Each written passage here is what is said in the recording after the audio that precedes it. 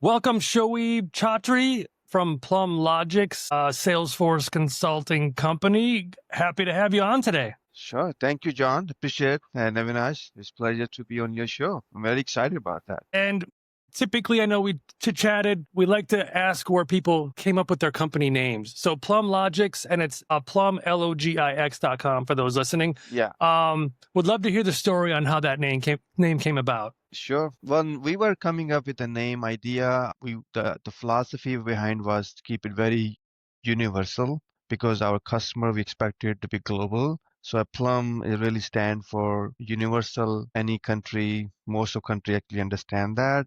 And and it relate to a lot of folks, right? People understand that it's easy to remember and also stand for a premium, right? A quality and high quality. And then logics is deep rooted in our, you know, consulting practices and best practices. And that's really combined together, Plum Logics, like quality solutions or consulting. Make sense? Yes, awesome. And So to kind of go back, oh, go ahead. And there's a little joke also. People say, why you chose Plum Logics? I mean, that's a joke, but they said we were actually trying to get Apple and we realized Steve already took it. So we settled for the Plum. That's awesome. Love it. So before starting and getting into the Salesforce space, what was your background or what were you doing before Salesforce and the ecosystem and before Plum Logics? Sure, great. I started my career as a business executive in Fortune 100 company called Sendent, and I was part of the management team where we were overseeing the multi-billion-dollar portfolio for real estate, including Century 21, Coldwell Banker, and ERA, right? So I was part of the management team, core management team. So this is where I started my career.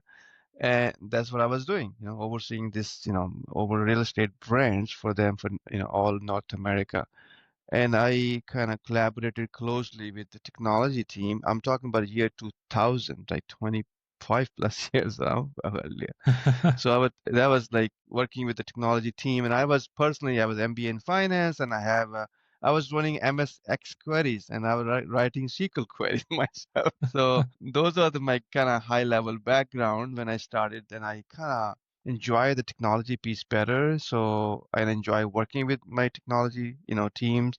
And I thought like, what, this is something I like and I enjoy that because I was able to leverage the technology to really transform business and business use case daily basis, which I knew every day. So I kind of transitioned myself and I learned .NET ASP.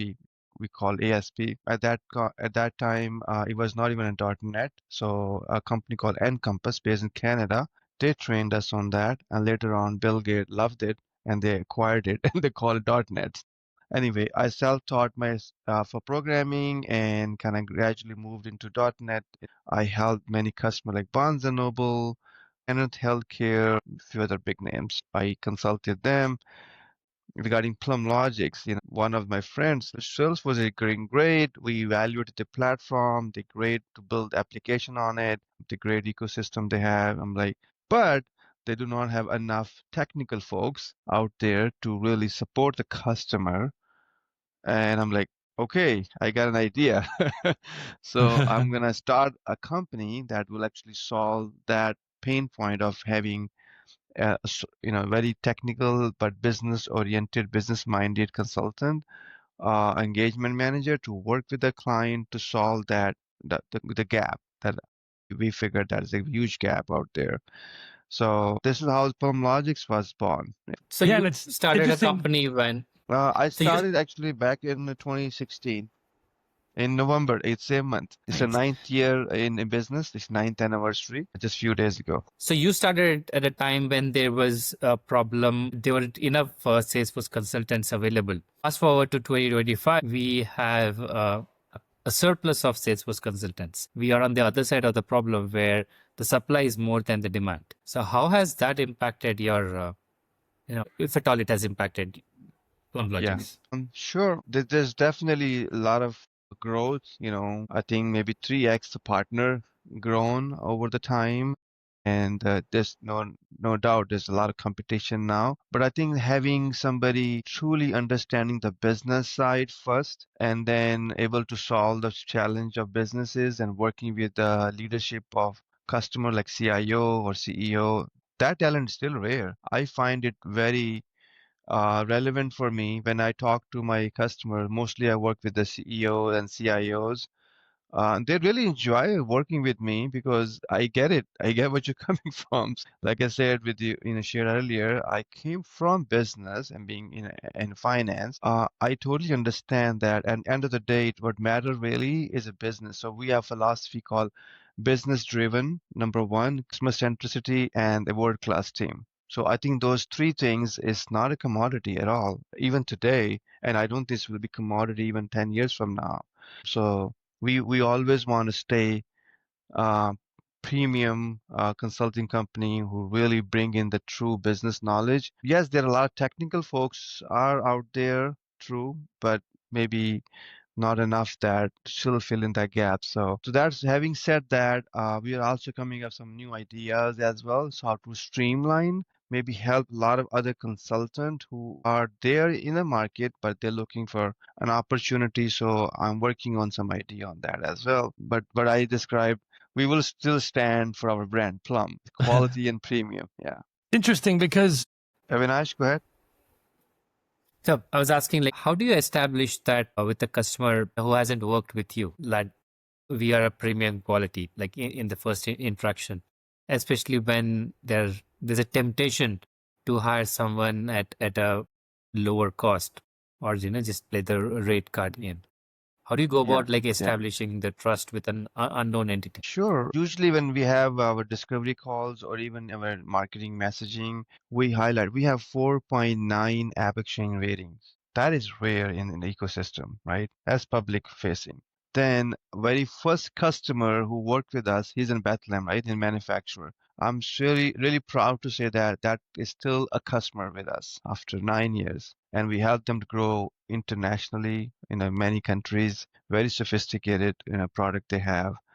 So, and then there are numerous other examples, right? Our customer work has been featured in Forbes magazine just 2 weeks ago. And this is the Agent Force application. So what I'm trying to highlight here that our customer success drives our premium brand. We can talk about our customer, how they evolved, how they succeeded, over the time, and they got featured all the way down to Forbes magazine, the recent example, which I can talk into detail. There are very few people, consultant I can claim that. And then in terms of premium, it's not premium mean we charge high prices or anything. No. We talking about premium services, quality services. Our rates are still very competitive in the industry. Yeah.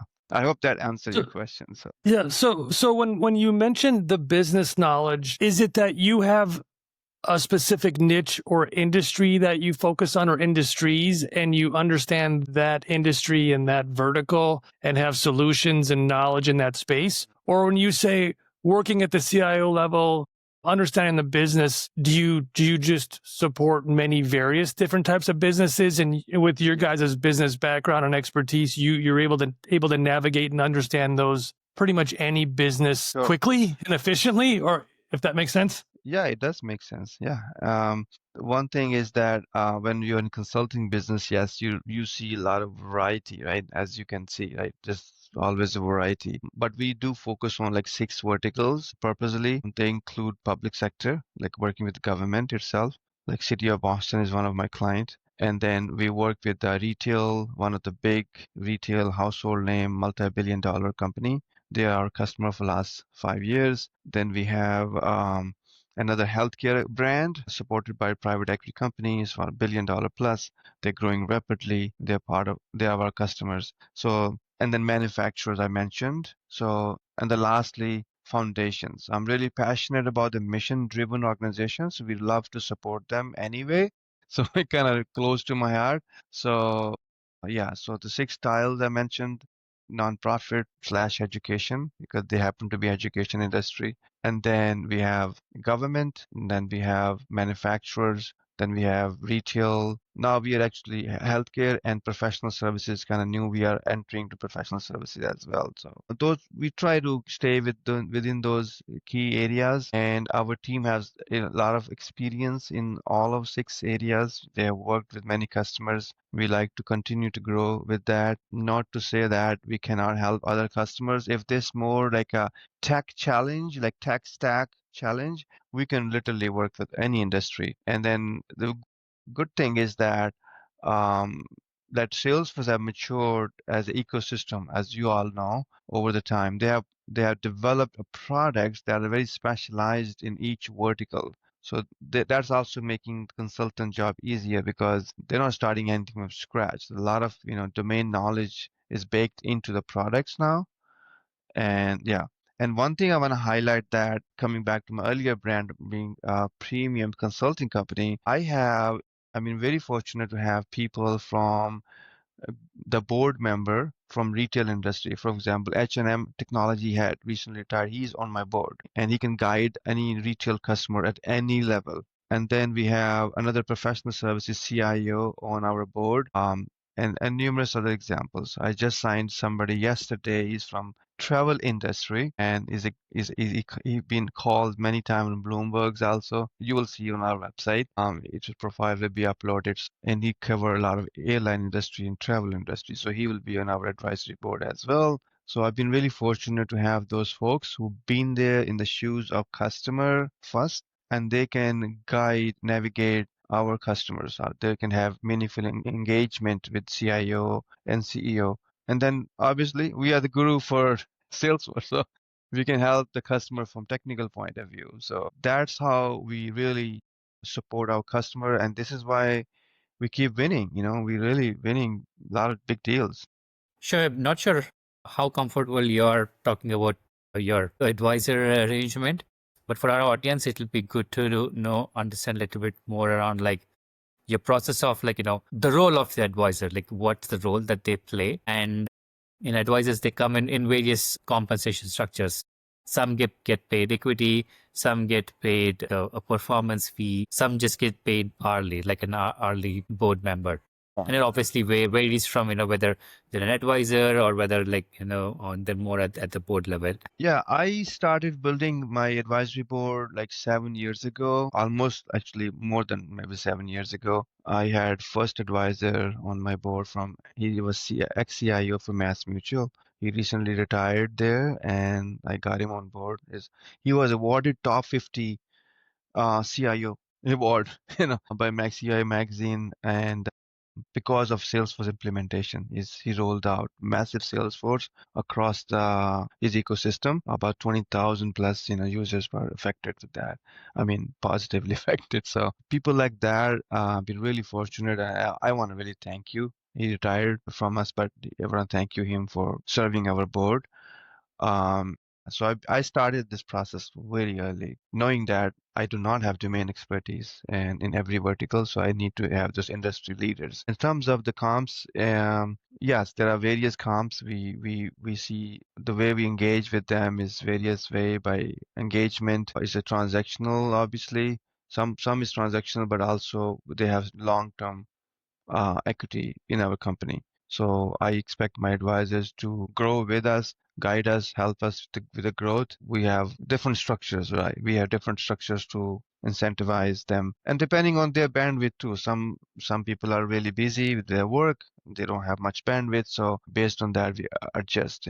So there's different components like you know like on the if they're helping in business deals or they're helping with the long-term growth of the business, some equity piece of the company. So yeah, so there's various forms. I think I developed a process now over 8-9 years that different packages or comp plans works for different people depending on the availability. So it's been great, it's been really helpful for me. And I think I would advise any other advise founders trying to build the companies to have a sounding board early enough, because you do not know everything and your customer expect from you to know so that you know everything. So yeah, there's a gap. Yeah, you have to have that a sounding board, an advisory board, I would say. And speaking of that, so in the early days, I mean, when you launched, let's say 9 years ago, you had the MBA background, which is much different than a lot of the consultancies in the Salesforce space get spun up by tech people, and they don't have that business side, right? And it's very hard, right? So what were some of the challenges or things looking back in those first year or two that maybe you would have done different, or learnings you had, or was it Yeah. always great? Did you go through a couple of years of what the heck's going on? Like, how are those first couple of years for you launching this? Yeah, the first few years, obviously, I was so new to Salesforce technology. I did not even know what App Exchange or is what coding language in Salesforce use. I knew .NET, I knew ASP, so Apex language was new, everything. And obviously, I know how to code, but I never enjoyed it personally.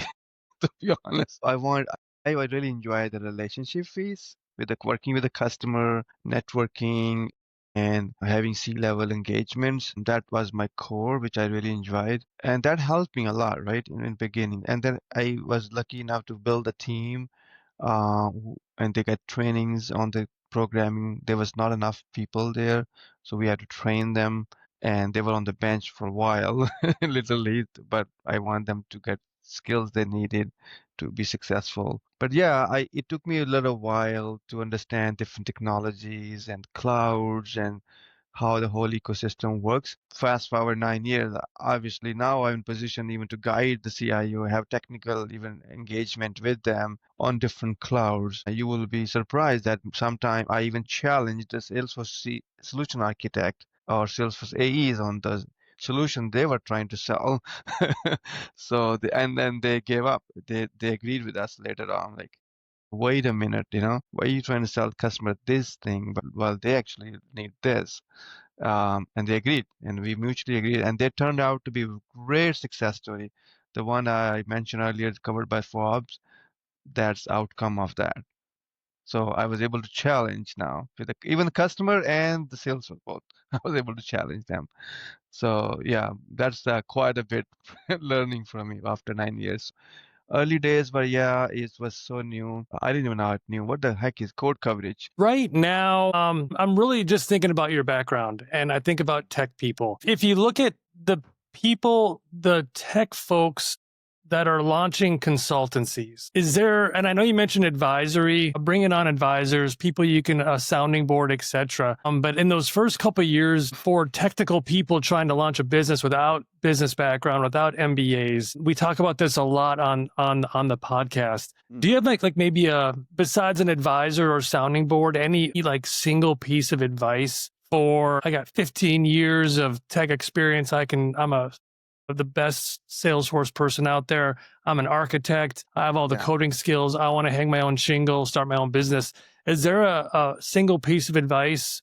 I know we talked about the sounding board and advisor that you would give them or prepare them for when they try to launch a consultancy. Yeah. Well, let me frame my answer because I have to first act like I'm a technical person and then figure out what the challenges are there. 'Cause a lot of things are natural to me. I think one is being out there in networking, talking to people. You gotta be a networker. You gotta know how to connect with people and build relationships. That's something totally opposite sometime.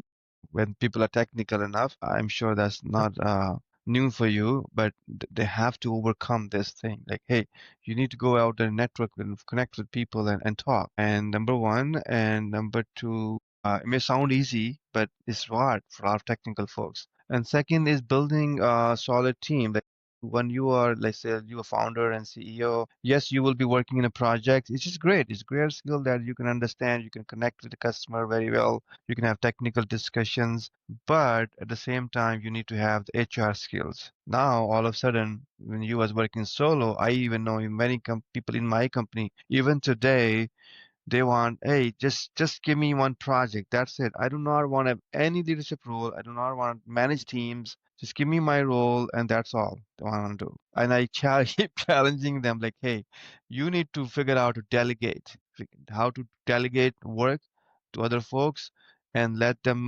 enable them to deliver. And while you are there as their sounding board, oversee and then guide them in this process, and that's only way you can scale. Otherwise, you just like one man show. So I believe that's another challenge that technical folks have. They struggle with the delegation and training other folks within a company. That's the second one, and this will forever. They will have to do that as long as they're growing the company, and they have to keep delegating and empowering other people. And then third thing I would say is building a culture, the culture of innovation, inspiring and setting the mission, like why are we doing this? What's the end game here? Why are we doing it?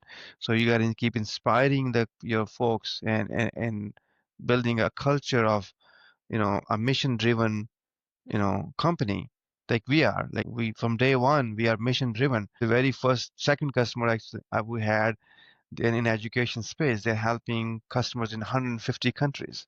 They're helping students. And I always, keep highlighting this importance that our work is impacting so many lives, all 150 countries. Every line of code actually is improving students' life and their generational impact. So somehow if you can connect those dots, yes, we're doing all the coding here, but it's impacting another way, in positive way. So we've been lucky to have those customers. The recent one is also huge. We're impacting by student counseling. We're changing how student counseling is done, and we will be helping a lot of students in like underprivileged areas and school districts who do not have enough counseling, how to receive personalized counseling and successfully enter into college, which could you dream maybe the first time in their lives they will be entering in a college, and then it'll be generational impact. That connects with our team, like why they're doing it. So I just gave you these two examples just to answer your question, maybe long answer. The founders has to come out of their shell of being technical. Now they are leader of their organization. They have to inspire the talent and recruit. I hope that in a short time I can cover that It's part. Yeah. yeah, it's great. I don't mean this in the wrong way. It's a reality check. I mean, those three that you mentioned, like if you're gonna launch a consultancy, like those three are like a fantastic list, and it's true. And it's Yeah. like if you don't feel like networking, or if you're an introvert, if you're not going to get out there, if you don't know how to build teams and lead organizations and understand how to build culture and understand what the end outcome is for Yeah. your customers and actually care about it, it's going to be tough. It is. Yeah, exactly. Yeah. So I hope people can benefit from this, so especially founders, technical founders, and they should just go to mixers, go to network wherever they are in their area. Just go to a lot of time, many local mixers are there, like chambers are there, user conferences are there, Dreamins are there, right? To just go and network with them, network with the customer, understand their real pain point, and be authentic, right? Share their knowledge, where they came from, how they solve their challenges for other customers. I think this will give them confidence to talk. They have something to share, how they help a customer and what was the outcome of that project. It could be improvement in sales, improvement in relationship with employees, improvement in relationship with the partners, in one way or the other, right? It has to be, right?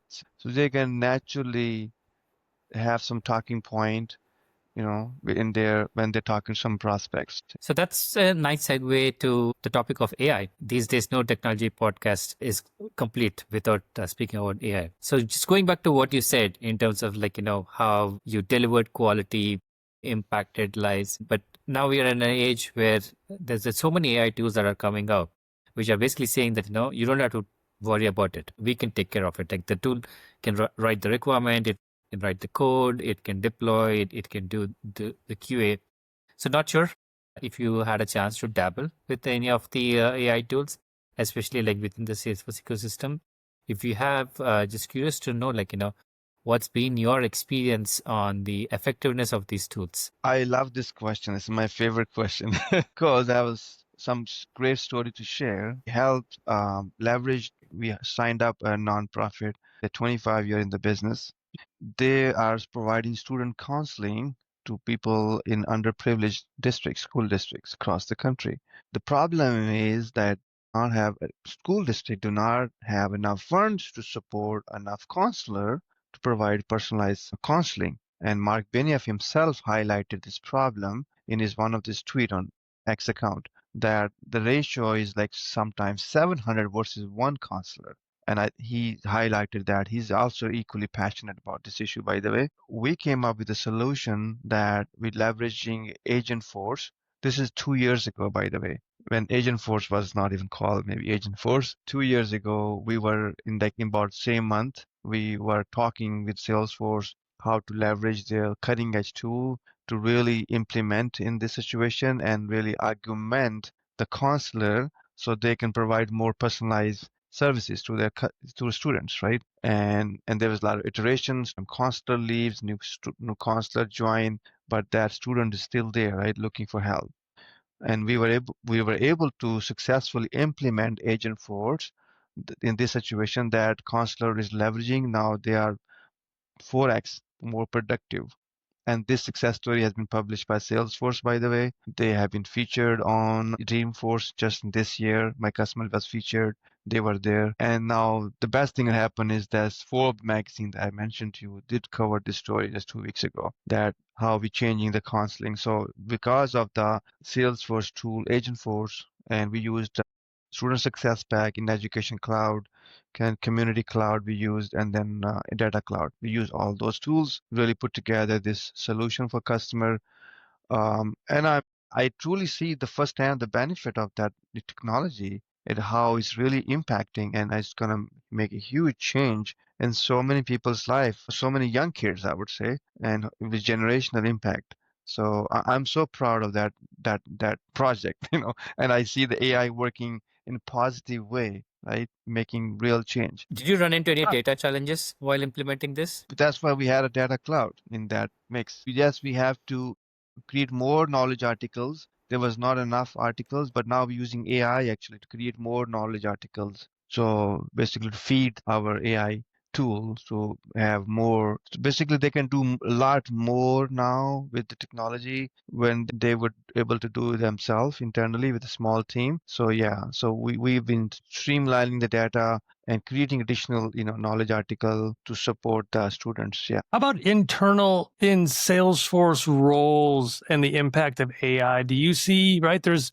different points of view online, right? Discussions, etc. Is the admin going to end up going away because AI can do it? There's these AI apps and tools. What's your thoughts on AI's impact to Salesforce roles, the admins, the developers, architects, business analysts? Is it a net positive? Is it going to impact and they need to retool?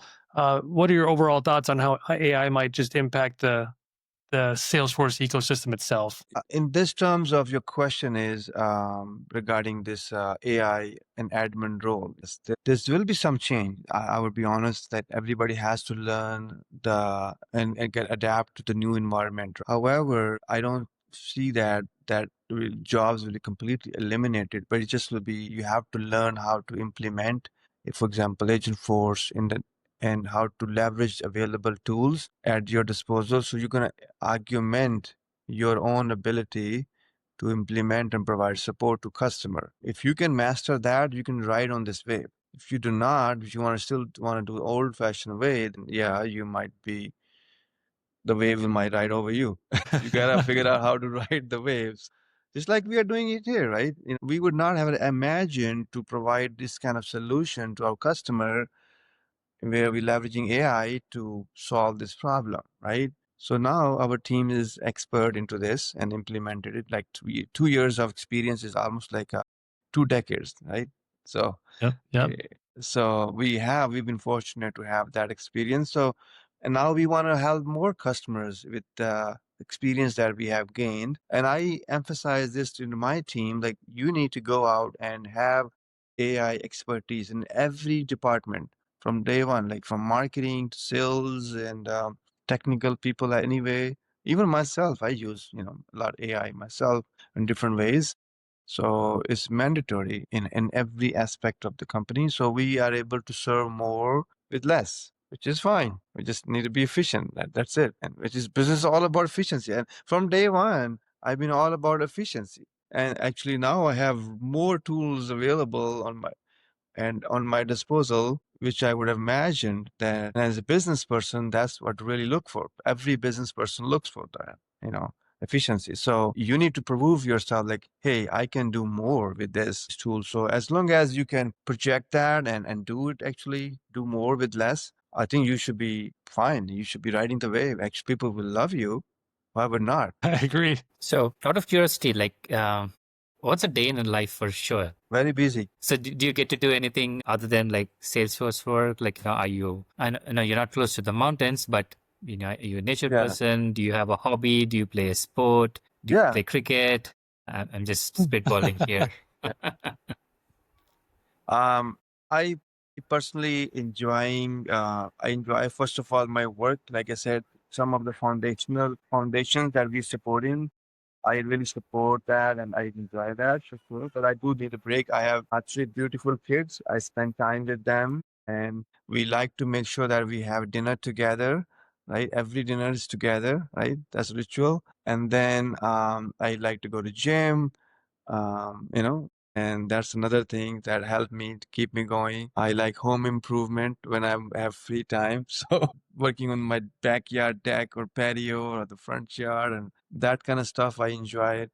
And another thing I really enjoy is creating awareness. I like to be on those panels where I can create awareness about technology, how we can get good paying jobs. And like a lot of folks are just not even aware, literally, like for technical folks like us, maybe it's a common thing, but people don't even know where to start with. I don't know if you know, but this could be political. I ran for office 2017 just on this platform, technology and jobs creation in my district. So, and people really connected with me very well because, yeah, everybody want a better jobs, right? So, but for that, need more trainings and skills. So I have introduced a lot of trainings to different schools.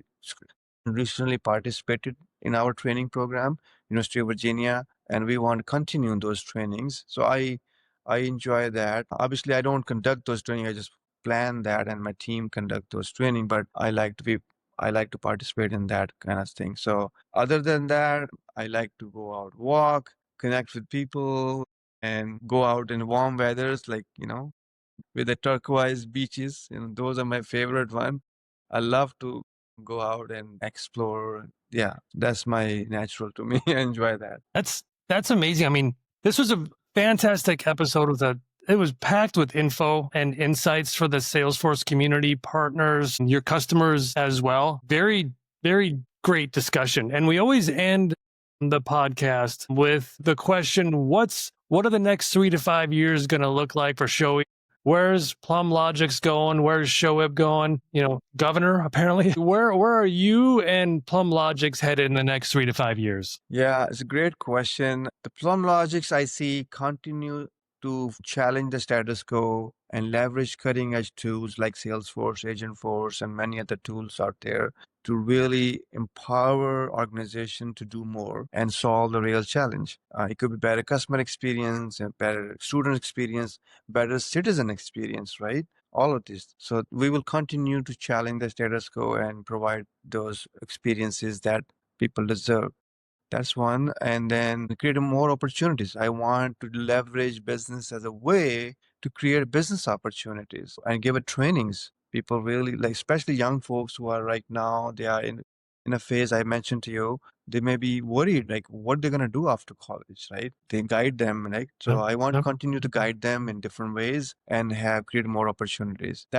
And then Plum Logic will continue to grow. And but also want to add that we also turning more towards product size as well. Like yes, we creating some products that I believe that will really help our customers in different ways. And that's the future. I think that Plum Logic's personal size, I'm not sure. My community people are again asking me to run for office. So I'm like, calm down, guys. I gotta run my company here. So you never know. But if it connects with me, like if I can really make impact, create jobs, I can help more people, it's natural for me.